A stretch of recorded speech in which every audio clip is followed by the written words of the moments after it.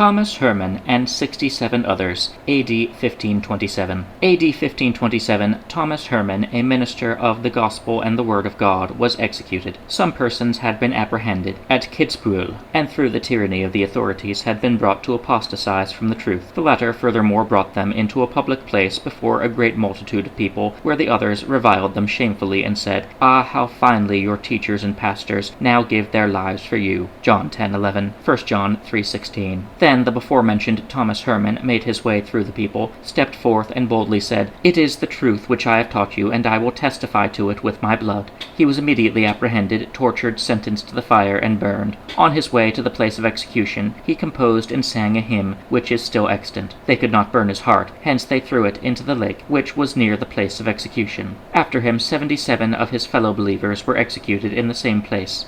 The judge of Kitzbühel, who assisted in condemning and putting to death many of them, and who, because of their faith, both before and after, called them heretics, was afterwards suffered by God to come to such awful disgrace that he was himself found to be a heretic, and justly regarded as such by all men, which nevertheless occurred not at all on account of the faith, but because God permitted him to fall into such disgrace, that he came to reproach and great infamy also before the world. The vengeance of God also came upon the town clerk of Kitzbühel, who had likewise been instructed in this shedding of innocent blood, and had declared that he would not lay down his head in peace until he had helped to exterminate these people. For as he was out riding in a sleigh on the town, and about to make a turn, his horse threw him against a wall and an oak tree in the street, so that his brains were dashed out, and thus he did not lay down his head in peace, but came to a terrible end, as the brethren Hans Kitzbühel and Christian Haring have testified concerning it.